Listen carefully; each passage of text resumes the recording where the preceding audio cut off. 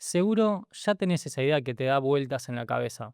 Esa idea que la tenés anotada en algún cuaderno, en algún papel, en la nota del celular.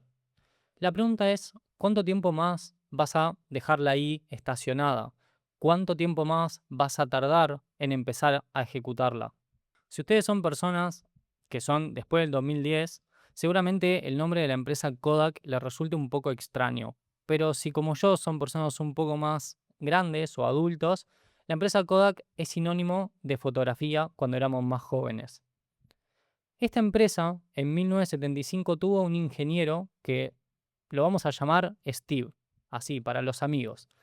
Steve desarrolló un producto muy novedoso para esa época, que era la primera cámara fotográfica digital, donde se podían almacenar las fotografías en blanco y negro a través de un cassette. Steve estaba súper emocionado de este nuevo descubrimiento, entonces pidió una reunión en la junta directiva de la empresa. Cuando fue a presentarlo, mostró su producto, su descubrimiento, su desarrollo, y la reacción de los directivos no fue la que él esperaba. La reacción de ellos fue pedirle que, por favor, lo oculte, que desaparezca, que nadie más sepa de esto que estaba existiendo. Pero, ¿por qué tuvieron esa reacción? La respuesta es que Kodak no tenía su principal mercado en la venta de cámaras fotográficas, sino en la venta de los rollos fotográficos, que era lo que almacenaba las fotografías en ese entonces. Al ver que este nuevo desarrollo podría llegar a comer al negocio principal de ellos, les agarró pánico, mucho miedo. Entonces pidieron que se guarden en un cajón y nunca más se vuelva a hablar de eso. El problema fue que 15 años después, las empresas como Sony, Canon, Nikon empezaron a trabajar cada vez más fuerte en la fotografía digital, hasta terminar siendo lo normal en los años 2000. ¿Cómo termina esta historia? Kodak pasó de ser una empresa que valía 30 mil millones de dólares en su mejor época a, en el 2012, pasar a la quiebra. Esto se dio no porque Kodak no haya tenido los mejores ingenieros, no haya tenido el desarrollo de producto y no haya estado a la vanguardia de las tecnologías que se venían, porque claramente ellos en 1975 ya lo habían desarrollado. El problema fue que los paralizó el miedo. Y de esto es lo que vamos a hablar en este episodio, de cómo vamos a empezar manejando el miedo, cómo vamos a pasar de esa idea que tenemos anotada en nuestro blog de notas a un proyecto de la realidad. Vamos a ver también algunas herramientas que podemos usar para avanzar, para salir del estado de estancamiento que nos encontremos.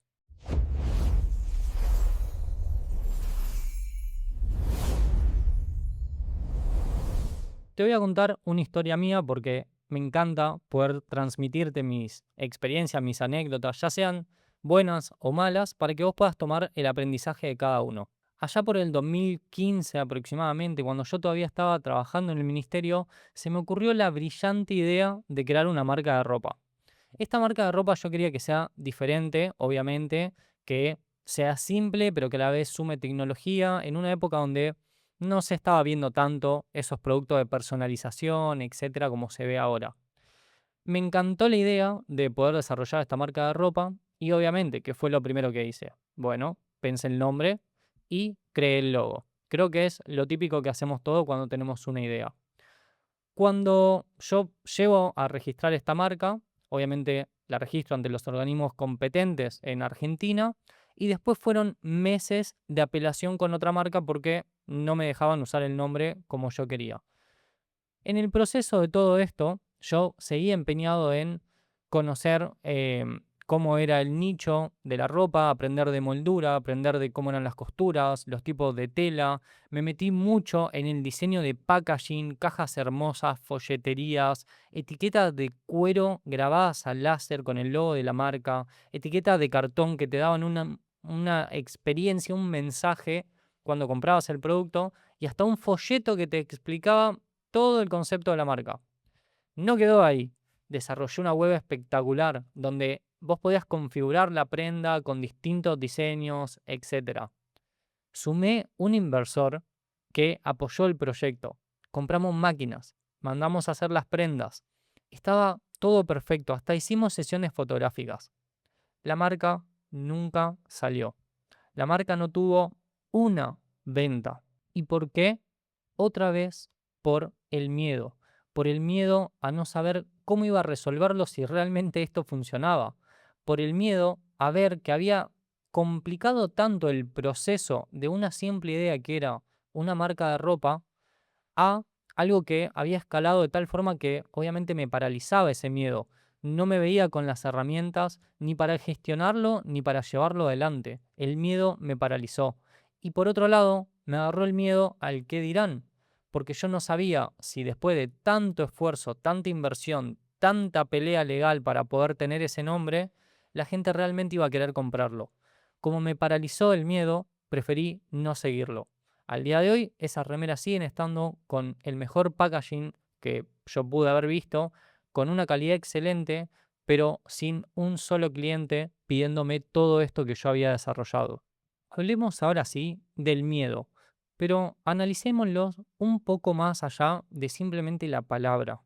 El miedo es la forma de manipulación más grande de toda la historia de la humanidad. Lo usan las empresas para que compres un producto, lo usa un político para que lo votes y hasta lo usamos nosotros en nuestro día a día con las personas que nos rodean. Y no es que lo hagamos con maldad, es parte de esta herramienta. Cuando nosotros le decimos a nuestro hijo que no haga algo porque lo vamos a castigar, le estamos enseñando a partir del miedo. Cuando una empresa nos quiere vender una solución porque si no la compramos podemos o estar fuera de moda o podemos tener algún problema, no sé, en un seguro, etcétera. Eso nos está manipulando con miedo, nos está impulsando a realizar una compra por miedo. Y así también cuando nosotros tenemos a un colaborador de nuestro trabajo que ponemos esa presión de si no llegamos con los plazos, el cliente se puede ir o puede pasar cualquier situación catastrófica que a vos te venga a la mente. Lo importante de acá es que el miedo es una herramienta tan rápida para podernos poner en acción que obviamente se utiliza de muchas formas y muchas veces mal utilizado. Porque como te decía, hace una acción inmediata, porque toca lo más primitivo de nuestro ser. Lo más loco de todo esto es que el miedo no solo es externo, también el miedo puede ser interno, puede ser algo que nosotros nos decimos para no hacer algo, para paralizarnos. Es decir, que lo usamos contra nosotros mismos. No, porque si hago esto, puedo fracasar. No, porque si me muestro en redes sociales, puedo recibir burlas. O mejor espero un poco más porque todavía no estoy lo suficientemente listo para hacer algo. El problema del miedo es que nos paraliza, pero no hay nada peor que no empezar, porque si no empezamos, literalmente ya arrancamos perdiendo. Nunca vamos a demostrar si algo funciona o no funciona. Y te voy a contar también algo que leí en las leyes de la naturaleza humana, un libro muy hermoso que te recomiendo que leas, donde me dio una idea muy simple de cómo vamos a superar este miedo. Pero para eso tenemos que entender de dónde viene, cómo surgió el miedo. Vamos a ver que viene de una cuestión ya biológica, una cuestión ancestral nuestra, que es muy simple. Se llama acción-reacción. Nuestros antepasados, hace miles de años atrás, la situación era muy simple. Si había un león en la sabana que nos iba a atacar, nosotros teníamos que reaccionar y escapar rápido. La acción-reacción se daba instantáneamente de forma biológica. ¿Cuál es la cuestión acá? A medida que el ser humano fue evolucionando, esa situación de acción-reacción no podía ser tan instantánea, porque entraban un montón de factores nuevos, como por ejemplo la sociabilización con otros seres humanos, que no querían atacarnos, pero capaz tenían la curiosidad de ver cómo podíamos interactuar y ayudarnos entre cada uno. Entonces, entre esta acción y esta reacción, se fue estirando cada vez más el proceso nuestro para entender si la situación merecía o no nuestra reacción. Ahí es cuando se crea el miedo. El miedo es un mecanismo nuestro para poder analizar las situaciones y ver si nos van a llevar a accionar a partir del peligro que nosotros estemos imaginando. ¿Cuál es la cuestión de todo esto? Que hoy en día ya no estamos en la sabana, salvo que estés pudiendo ver este video en el celular en la sabana, estamos todos en nuestras casas en un entorno mucho más seguro, con una sociabilización mucho más segura. Pero ese miedo lo trasladamos a otras situaciones, a lanzar un proyecto, a hablar con una persona, a mostrarnos en redes sociales. ¿Por qué? Porque es nuestro mecanismo de protección para no tener que estar ante un problema, un enemigo o lo que sea. Y entonces, ¿qué hacemos? Bueno, a mí me lo explicaron una vez cuando yo planteaba mis miedos sobre X situaciones y me dieron una metáfora que me cambió la forma de ver el miedo. El miedo es una brújula. El miedo no es que lo vas a superar, no es que el miedo va a desaparecer jamás. El miedo se atraviesa. ¿Y cómo se atraviesa? Usándolo como una brújula. Si algo te da miedo, es porque ese algo te importa. Tiene un valor, tiene una carga emocional, porque acá no viene tanto lo racional, entra lo emocional. Tiene una carga tan fuerte en nosotros que lo tenemos que usar para saber que algo nos importa, que algo realmente vale la pena. Y lo que podemos hacer con ese miedo para poder atravesarlo es prevenir la mayor cantidad de variables que podamos. Pero olvídate que el miedo se te va a ir. En ningún momento va a pasar eso. Simplemente lo podemos usar a nuestro favor. Richard Branson, que es un empresario británico, él ya tenía una empresa muy exitosa que se llama Virgin, que vendía discos de vinilo en ese momento, hace varios años atrás. Virgin en un momento quiso lanzar lo que se llamaba Virgin Atlantic o Virgin Airlines, que era una empresa de transporte aéreo. ¿Cuál era el problema? Obviamente armar una empresa de vuelos comerciales no es fácil y no es que lo puedes solventar con un pequeño negocio. Realmente tenés que estar muy preparado.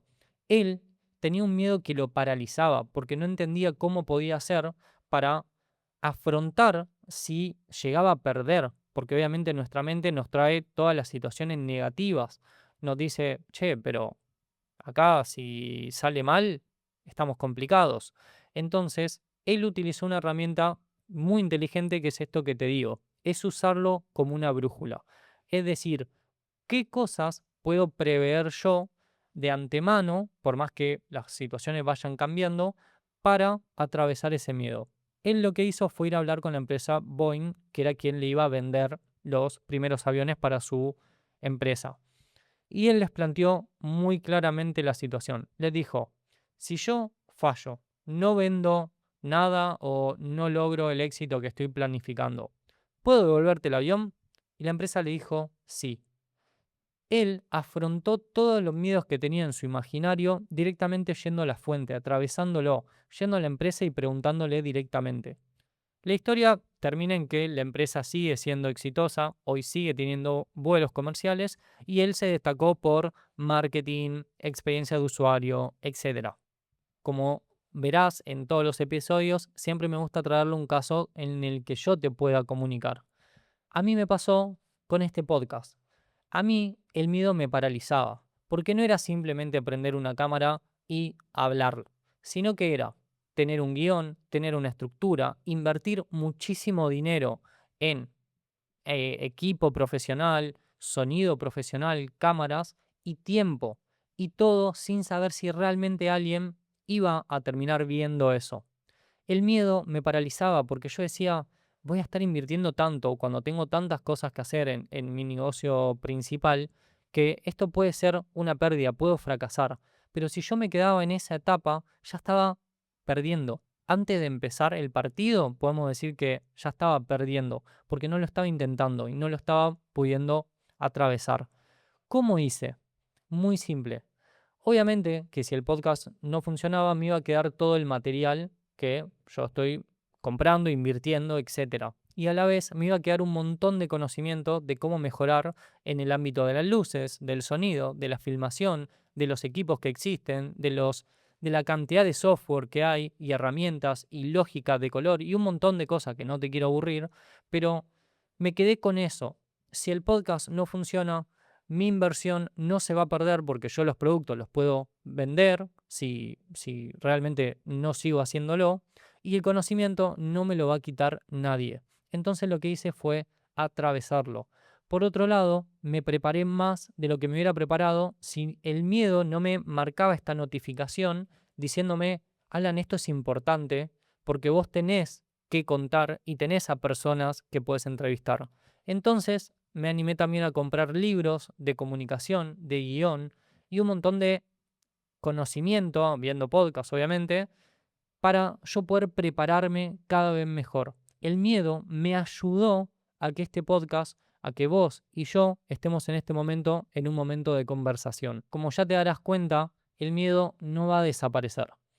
La diferencia está entre los que se quedan estancados con el miedo y nunca avanzan, nunca ejecutan esa idea que ya tienen en el bolsillo o en el bloc de notas, con los que se animan a atravesarlo y probar.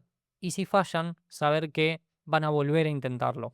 Te doy una pequeña herramienta, si queremos llamarla así, que es anotá la idea que tenés, que ya la estuvimos viendo en los anteriores episodios, de dónde la puedes sacar, si por necesidad, si superación, si no lo viste, te pido que vayas a verlo, pero que anotes cuáles son tus miedos, pero anotalos de verdad. ¿Qué es lo peor que puede pasar? ¿Qué es lo peor si invierto tiempo y dinero y el podcast no funciona? ¿Qué es lo peor que puede pasar?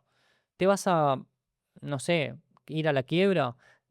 ¿Vas a ser humillado por el resto de tu vida si te animás a mostrarte en público, a hablar en frente de otros? Anotá tus mayores miedos y ahí vas a ver que simplemente son para ponerte en alerta, no son para frenarte. El miedo no es tu enemigo, el miedo es un aliado muy importante. En el capítulo anterior vimos ya el qué podemos hacer, el de dónde sacamos el negocio, etcétera. En el primer episodio de este podcast, si lo viste, sabes que estuvimos hablando del cómo podemos diferenciarnos, cuál es el modelo de negocio que podemos usar y otros puntos más muy interesantes. En este vamos a hablar del por qué. ¿Por qué hacemos lo que hacemos? ¿Por qué es tan importante para nosotros levantarnos cada mañana y demostrarle al mundo que valemos algo? Y es gracioso porque el por qué es el propósito, es la causa, es lo que nos motiva. Y muy pocas veces hablamos de por qué hacemos lo que hacemos. ¿Por qué te levantás de la cama todas las mañanas? ¿Por qué debería importarle a alguien lo que nosotros tenemos para darle al mundo? Porque quiero que sepas que todos somos importantes en lo que podemos ofrecer. Todos tenemos algo para ofrecer. Y ese por qué tuyo es el que nos va a ayudar a atravesar todas las situaciones, incluyendo el miedo. Te pido que te hagas esta pregunta porque el por qué es nuestra finalidad, es nuestra fuerza motriz. Por ejemplo, yo esto lo voy a trasladar ahora a United, mi empresa de marketing, de por qué hago lo que hago y por qué me levanto y trabajo con clientes y por qué estoy en horarios desfasados para poder estar con clientes de otros países, etcétera. Para mí, el porqué de United es muy simple. Cuando yo empecé United, mi primer eslogan era empresas que crea empresas. ¿Por qué? Porque yo quería ayudar a las empresas a crecer, a desarrollarse, a aparecer en el mundo real. Yo veo a las empresas como entidades vivas prácticamente. Entonces, poder aportarles, poder acompañarlas, poder ayudarlas a desarrollarse como si fuera un niño, a un padre, a un niño ayudándolo a desarrollarse, para mí eso es completamente satisfactorio y hermoso. Ese es el por qué yo me sigo capacitando, por qué trabajo con empresas que realmente siento apego, esa conexión porque, y fíjate que hablo de sentimiento, porque hay muchas cosas que van desde la parte más interna nuestra, igual que el por qué. Es por qué sentimos que tenemos que hacer lo que hacemos. Y como ese por qué no va a cambiar jamás, porque toda la vida lo vamos a poder llevar, es lo que nos va a permitir avanzar, superarnos, fallar y volver a levantarnos. Esto que te estoy comentando no lo digo yo simplemente por la experiencia, sino que lo dice el libro de Empezar por el porqué. Y este libro lo que dice es que cuando nosotros empezamos por el porqué, vamos a tener esta energía extra que va a ser superior a cualquier cosa, superior a la cantidad de recursos que tengamos, superior al miedo, superior al fracaso o a la piedra que nos pongamos enfrente. Y acá te voy a comentar una historia que la podés también leer en este libro, que va a replantear muy bien cómo podemos empezar con el porqué. A principios del siglo XX, todo el mundo quería crear una nave voladora. Todos estaban invirtiendo por quién podía crear esa primera nave voladora tripulada por el ser humano. Había una persona, que vamos a llamarla Samuel, que era una persona que contaba con absolutamente todas las cualidades, todo el contexto, toda la estructura para ser el primero en desarrollar esa nave voladora. Tenía dinero limitado del Departamento de Guerra de Estados Unidos. Tenía los estudios universitarios necesarios para eso. Estaba con un equipo de ingenieros espectaculares salido del MIT, Harvard, etc. Tenía toda la publicidad de la prensa de New York Times encima de ellos, siguiendo paso a paso. Es decir, Samuel, nuestro gran amigo, tenía todas para ganar, absolutamente todo, no le faltaba nada. Pero a unos cientos de kilómetros de donde ellos estaban desarrollando esta nave voladora, habían dos hermanos, que los dos hermanos son los hermanos Wright.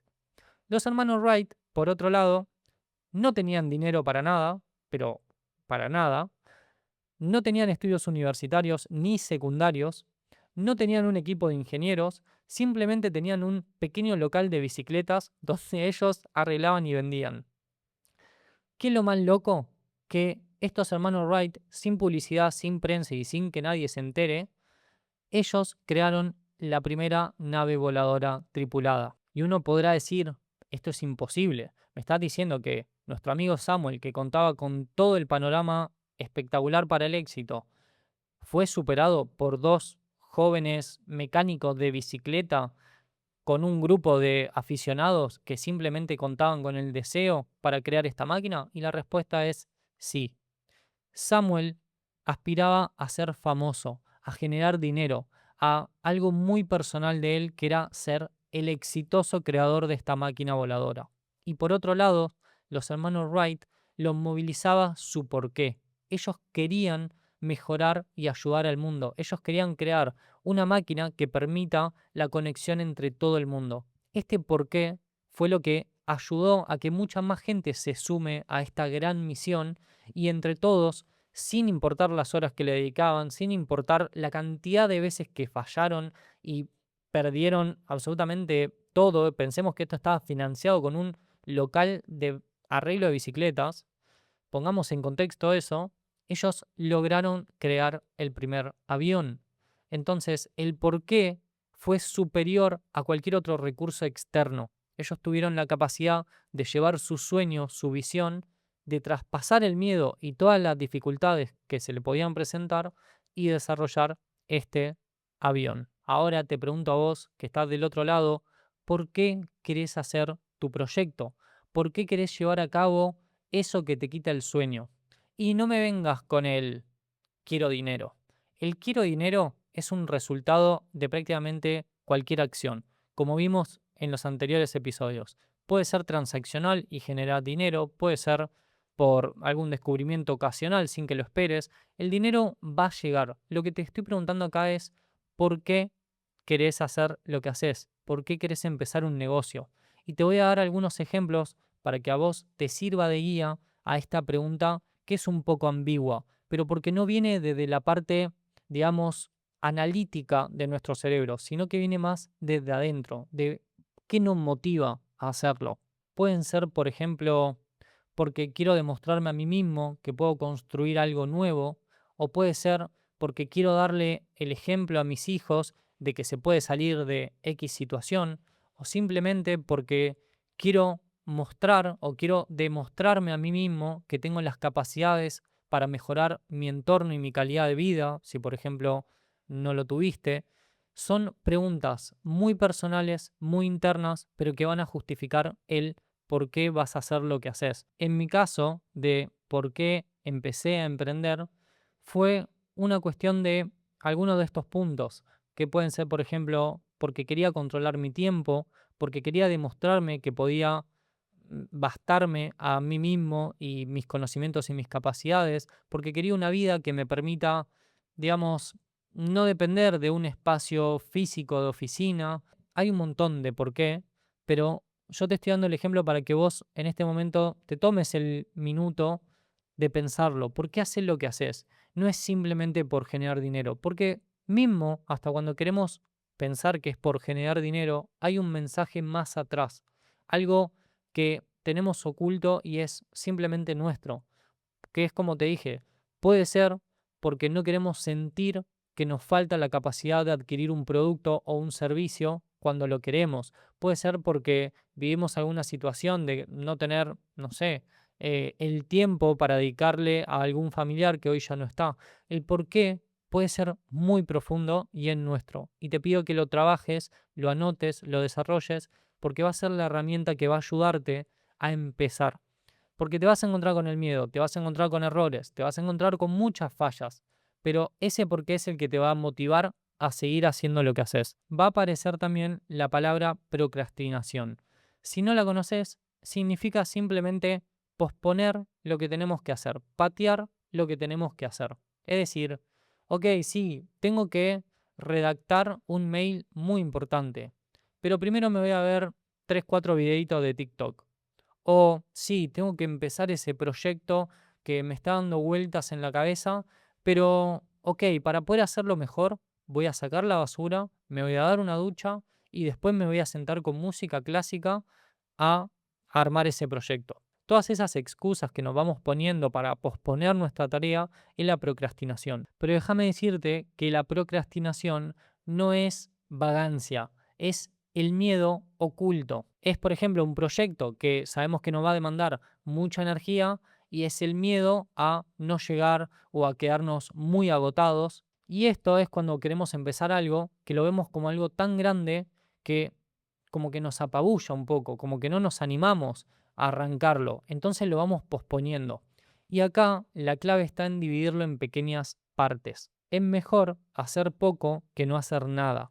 Esto lo podemos asociar a la herramienta que te comenté en el episodio 2 del MVP, un producto mínimo viable, cosas pequeñas. Y para superar esta procrastinación o este miedo encubierto, vamos a tener dos palabras que son nuestros grandes héroes. Por un lado vamos a tener la planificación y por otro lado vamos a tener la organización. Y un plan, sé que suena como hay que tener el plan completo.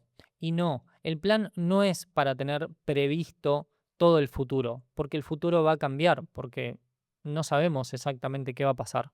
El plan lo que nos va a dar es un marco para que nosotros sepamos qué hacer en caso de que nos encontremos con algunos obstáculos, algunos problemas. Es como la guía que vamos a poder seguir de lo que tenemos que hacer. Ahora bien, si nosotros logramos tener un pequeño plan de lo que queremos hacer, que no tiene que ser tan complicado, ¿eh? Puede ser, yo quiero arrancar esta idea, estos son los miedos que tengo y lo que puedo hacer son estas pequeñas acciones para ir probando y llevándolo a cabo.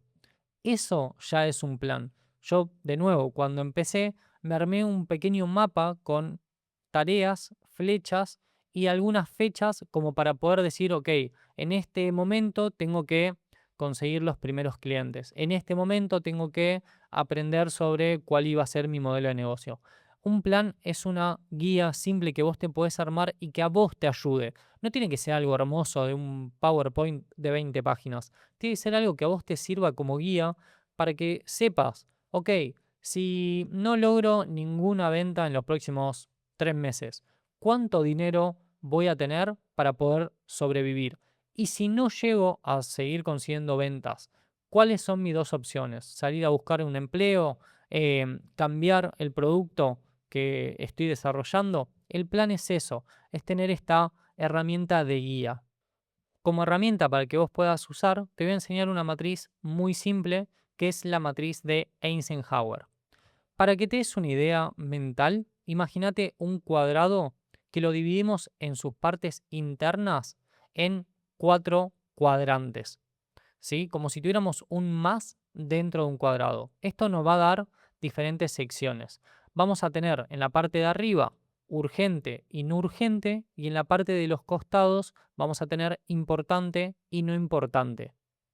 Entonces, esto nos va a dar 4 variables, que puede ser urgente e importante, puede ser también urgente, no importante, y puede ser no urgente, importante y no urgente, no importante.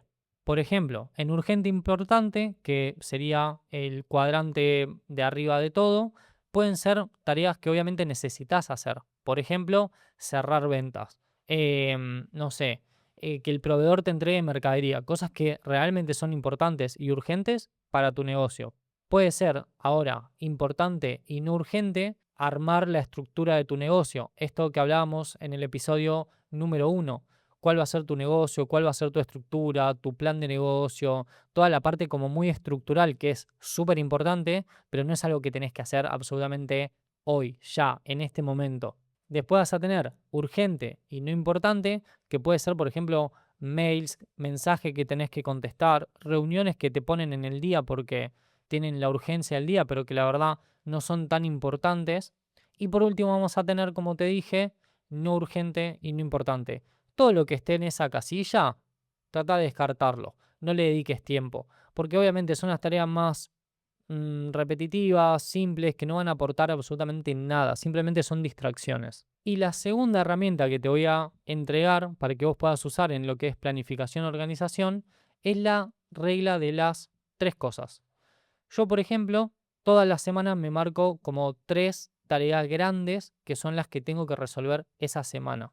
Después hay un montón de otras que se van sumando, pero tengo 3 que tengo que hacer sí o sí. Antes de terminar este episodio, quiero agradecerle a United Business Global por permitirnos empezar y ejecutar este podcast y quiero agradecer especialmente a nuestro patrocinador que viene confiando desde el episodio 1 en este podcast, que es Alfajores Marley. Así que muchas gracias por eso. Ahora sí, decirte que la idea que va a funcionar es la que empezás, no la idea que pensás. Es la que llevamos a la acción, es la que ponemos en tela de juicio en la realidad si va a ser buena o va a ser mala. Pero todo eso se va a ir dando con la práctica. Ahora, cuando termine este video y te quedes en unos segundos de silencio y tranquilidad, me gustaría que puedas anotar, ya sea en el celular, ya sea en una hoja, uno, los miedos más grandes que tengan de por qué no estás empezando algo. No las excusas, sino los miedos reales que te llevan a paralizarte, a simplemente quedarte en esa idea y nunca ejecutarla. Cuando tengas anotado eso en un papel, vas a ver cómo se va a empezar a destrabar poco a poco. Y para fortalecer ese destrabe, lo que quiero que también hagas es que busques internamente el porqué. Esto capaz vos no lo saques ahora apenas termina el episodio, pero sí pido que te quedes pensando un par de días cuál es tu porqué. ¿Por qué hacer lo que haces y por qué querés, por ejemplo, empezar un negocio o llevar tu idea adelante? Porque recordemos que el miedo no va a dejar de existir, pero sí lo podemos usar como una herramienta motora para nosotros prever un poco más con planificación y organización en los puntos que estuvimos viendo. Ahora sí, cerrando este episodio, quiero agradecerte a vos que estás del otro lado por haberte tomado este tiempo y dedicarte este tiempo a vos mismo para aprender algo nuevo, para sacar provecho de toda esta información y estas herramientas. Quiero pedirte, obviamente, que te suscribas, active la campanita, comentes, den me gusta y si podés, por favor, compartir, que eso ayuda mucho. Y también te pido que definas qué vas a hacer mañana mismo. No lo procrastines y si querés, podés dejármelo en los comentarios. Muchísimas gracias por haber visto. Nos vemos en el siguiente episodio de ¿Y si funciona?